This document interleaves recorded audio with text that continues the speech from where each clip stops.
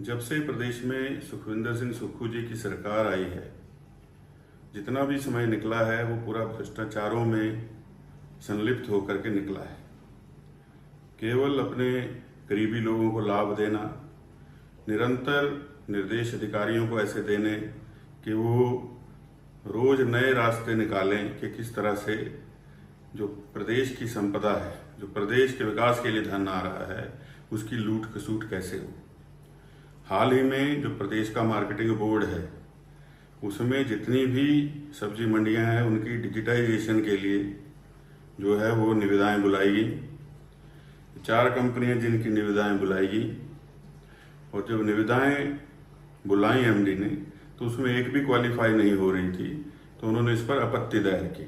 लेकिन आनन फानन में जो विभाग के सचिव हैं और अभी चेयरमैन भी हैं, उन्होंने जब एमडी छुट्टी पर थे तो एमडी कार्यालय में जा करके जो मार्केटिंग बोर्ड है उसके कुछ सदस्यों को बुला करके 7 करोड़ में एक कंपनी को ये काम दे दिया, और जिसमें कि जो वित्तीय नियम हैं प्रदेश सरकार के, उनकी भी अवहेलना की। और ये भी हैरानी की बात है कि प्रदेश की मंडियों के पास इतना पैसा ही नहीं है। तो इस तरह से करोड़ों रुपए के टेंडर कर देना, और टेंडर में जो पास ही नहीं हो रहे हैं ऐसी कंपनियों को काम दे देना, खुला जो है ये भ्रष्टाचार प्रदेश के अंदर चल रहा है। इस सारे की जांच होनी चाहिए। और ये नहीं है, प्रदेश के अंदर जो परिवहन निगम है उसमें जो एडीबी का पैसा आ रहा है, उस पैसे का पूरा दुरुपयोग किया जा रहा है। मुख्यमंत्री जी के चुनाव क्षेत्र के अंदर एक बहुत बड़ा होटल जो है वो पर्यटन निगम बना रहा है, और वो जिस जमीन पर बन रहा है वो सेरीकल्चर की जमीन है, और एक समय पर वो निजी भूमि थी और इसलिए दी गई थी ताकि वहां पर सेरीकल्चर का काम हो सके।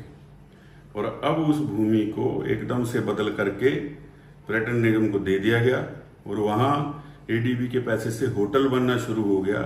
और जो उसमें L1 था उसको बुलाया गया, उस L1 को काम ना दे करके उसको रिजेक्ट करके L2 को वो काम दे दिया गया, और ऐसे रेटों पर दे दिया गया जो कि टेंडर में के नॉर्म्स में ही नहीं थे। और ये मामला ग्रीन ट्रिब्यूनल में भी चल रहा है कि भूमि जो है सेरीकल्चर की थी, किस प्रकार से ये जो है यहाँ पर होटल बन रहा है। और यही नहीं है, कई ऐसे मामले हैं जो पर्यटन निगम के काम चल रहे हैं, उनके टेंडरों में भारी अनियमितताएं जो हैं वो इस दौरान हुई हैं, और भ्रष्टाचार के अनेकों मामले हैं।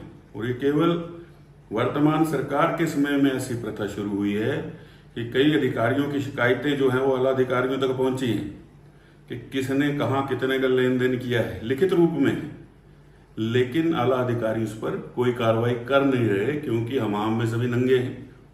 और कौन कौन से अधिकारी हैं जिन्होंने अभी तक के सुक्खू सरकार के कार्यकाल में प्रदेश के अलग अलग हिस्सों में जमीनें ली हैं, और छोटी मोटी जमीनों का लेन देन नहीं है, रजिस्ट्रियां हुई हैं, और कुछ तो कांगड़ा के अंदर है।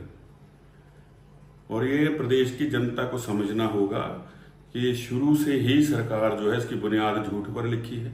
सुखविंदर सिंह सुक्खू जो है वो निरंतर झूठ बोलते हैं। वो तो यहाँ तक बोल देते हैं कि मेरी पत्नी का मायका जो है वो देहरा में है, जबकि वो देहरा की है ही नहीं।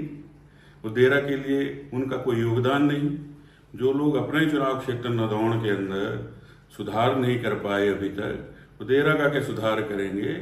ये देहरा को और अन्य प्रदेशवासियों को सोचना चाहिए। और ये जो तीनों उपचुनाव हो रहे हैं, मेरा निवेदन रहेगा सभी से कि इसमें तीनों भारतीय जनता पार्टी के प्रत्याशियों को आप जिता करके भेजिए। और मैं लगातार कह रहा हूँ कि ये सरकार जो है इसके पास बहुमत नहीं है। ये सरकार जो है ये कुछ ही दिनों की मेहमान है।